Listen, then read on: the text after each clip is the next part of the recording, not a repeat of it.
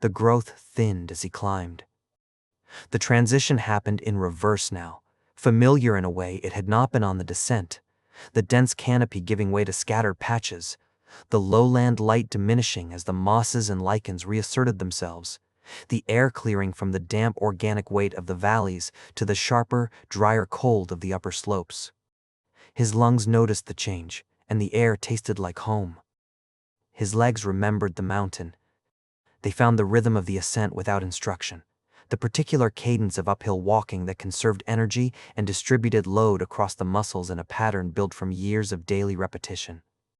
Left foot on the rock shelf, right foot on the packed earth above it, the switchback where the path narrowed between two boulders, the long traverse across the granite face where the exposure opened and the valley below was briefly visible, dim and vast, before the path turned and the mountain closed around him again. He had walked this path thousands of times, and he walked it differently now. The differences were small and specific. He saw the moss not as ground cover, but as one more thing, competing for what little the lowland species could not reach, a survivor holding the high ground the way the lowland growth held the valleys. He read the cloud layer above with a precision his pre-journey self had not possessed, his eyes carrying the view from the platform, seeing it not as a ceiling but as a depth, layered and structured and populated. He listened for the chorus, too faint at this altitude to separate from the wind, and heard it anyway because he knew now what it was. Halfway up, he reached the cairn. His father's grave marker stood beside the trail where the path widened into a small shelf of flat ground. 5 stones, stacked by Rowan's hands the year his father fell from the solar collector mount during a repair and did not get up. The stones had settled into each other since then, the weight pressing them into alignment, moss growing in the joints. Rowan had passed this cairn on the way down without stopping. He had been focused on the descent, on the mission, on the urgency of his mother's cough, and the cairn had been a fact of the landscape, like the boulders in the switchbacks, acknowledged and passed. Now he stopped beside it. He stood over the 5 stones and did not know what he wanted to say. His father had built the solar collector from scavenged parts, fitting a worm gear from an automotive window regulator because it was what he had. He had studied literature and become an engineer because the world required it. He had kept the farm alive on a mountain in the permanent gray, and then he had fallen from the machine he built to keep his family alive, and the fall had killed him, and a boy had stacked 5 stones and carried on. The boy had grown up and carried on a long time. He had maintained the collector and the farm and his mother's health with the same methodical persistence his father taught him. And now he had gone down the mountain and fixed a different machine, a larger machine, a machine that flew above the clouds, and he had stood in the blue, in the unfiltered light, and seen the sun. His father had lived his whole life under the gray and died beneath it, and never once stood above the cloud the way Rowan had stood. Rowan had gone up and come back, and his father had not had the chance. Rowan rested his hand on the top stone. The granite was cold and rough under his palm. He lifted his hand and walked. The farm appeared around the final switchback, and it was smaller than he remembered. Not worse. The solar collector stood on its mount, panels tilted at the angle he had calibrated before leaving, the surface dulled by 2 weeks of uncleaned condensation, but otherwise intact.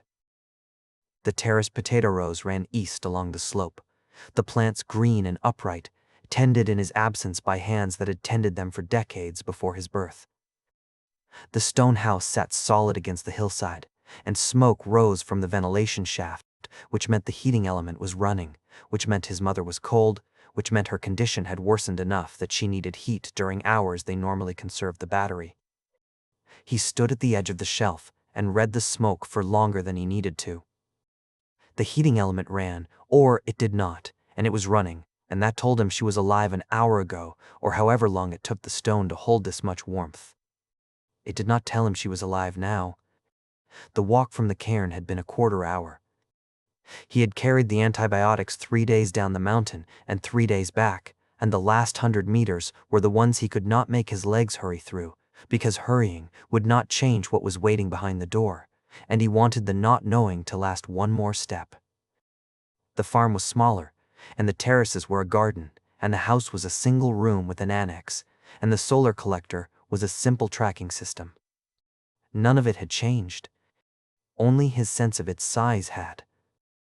He set his pack down outside the door and felt the weight leave his shoulders, the straps releasing from grooves they had pressed deeper over 3 days of mountain climbing. His back straightened. He rolled his shoulders once, and the mountain air moved across the places where the straps had been, cool against the sweat. The door opened. Mira stood in the frame, thinner than when he had left, the hollows beneath her cheekbones deeper, the wool coat wrapped around her despite the light window's mild warmth. Her eyes found him, and her face moved through something too fast to follow that came to rest between relief and irritation. Then her gaze settled on his face, on the reddened skin across his cheeks and nose and forehead, and the irritation gave way. She had described sunburn to him from a textbook. She had never once seen it on a living person. "You are thinner," Mira said. But her eyes stayed on the burn. "You are worse," Rowan said. Mira stepped back from the door to let him in. "I asked first." He stepped inside, and the house smelled the same. Stone, damp, the faint sweetness of dried mushrooms, the mineral tang of the rain-catch water. And it sounded the same. The slight creak of the door and its leather hinges, the tick of the heating element cooling between cycles, the drip of the rain-catch outside, steady and familiar, the metronome his life had kept time to. The books on the shelf, the table, the chairs, the lamp.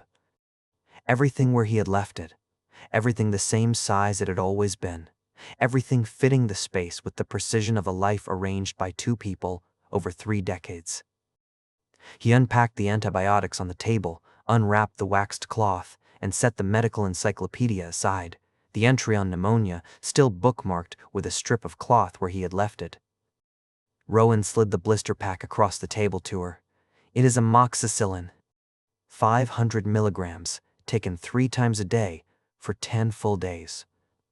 Dr. Okoye said, do not stop when you feel better. If you develop a rash, it means an allergy to penicillin. Continue and use thyme oil and honey." Mira picked up the blister pack. She turned it over, read the printing on the back, and examined the pills through the foil with the same clinical attention Okoye had shown. Then she pressed one pill through the foil, placed it on her tongue, and swallowed it with a sip of water from the flask beside her bed. No ceremony, no gratitude speech. The pill was medicine, and the medicine was needed, and the taking of it was a practical act in a life that had always been defined by practical acts.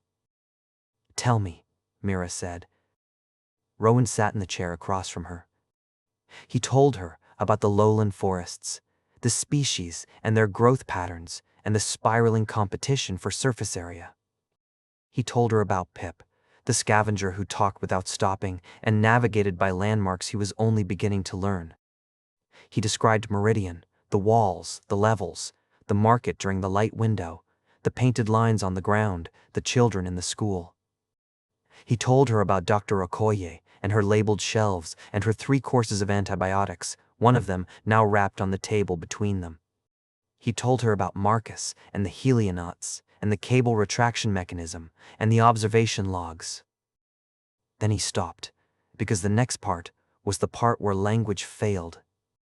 He had already failed to convey it to Pip, who had been standing in the same dim when he tried. "You went above the clouds," Mira said, not a question. She had heard the gap in his account, and the sunburn on his face had already told her what the gap contained. "Yes," Rowan said. Mira folded her thin hands in her lap. "You saw the sun." "Yes," Rowan said. She was quiet for a long time. The light window poured through the small window, the gray-white glow falling across the table between them, across the antibiotics and the encyclopedia in her hands. Outside, the solar collector hummed faintly as its tracking mechanism followed the light. "Was it the way I described it?" Mira asked. Rowan looked at his mother. She had described the sun to him hundreds of times, in her flat, data-driven voice, as a fact about the world that had been. The sun was bright, and the sky was blue, and you could walk outside at any hour. She had never seen it herself. She had it the way she had everything from before, secondhand, from his father in the textbooks, the descriptions accurate, the way a map is accurate, representing the territory without ever standing on it. Worse, Rowan said. Better. I do not know how to compare it to a description. Mira's face did something he had never seen it do. The data-driven composure shifted, and beneath it was something older and less managed, something that had been waiting her whole life to learn whether the thing in the textbook still existed above the gray. Her eyes were bright. Her mouth pressed into a line that was not quite a smile and not quite grief, and was perhaps both. Good, she said. Her voice carried a register he had never heard from her, not the flat precision, not the practical instruction, but something underneath both. She closed her eyes and leaned back against her pillow. The cough came, but softer than before. She slept. Rowan sat in the doorway of the house he was born in, the light window pouring its gray-white glow over the farm and the mountain and the cloud layer that stretched above them both. The solar collector tracked the light with the mechanism his father had built. The potato rows grew in their terraces, and the rain catch dripped its steady rhythm. From this altitude the chorus was barely audible, a vibration at the edge of hearing, more felt than heard. He listened for it, and it was there, and he knew now what it meant and what made it, and what, slowly, it was doing. The light window would close in 3 hours, and he would measure its duration when it did. He looked up at the gray, and somewhere past it the creatures were feeding, and the gray was a little thinner than the year his father died, and a little thinner than the day he left, and he had the notebook to prove it.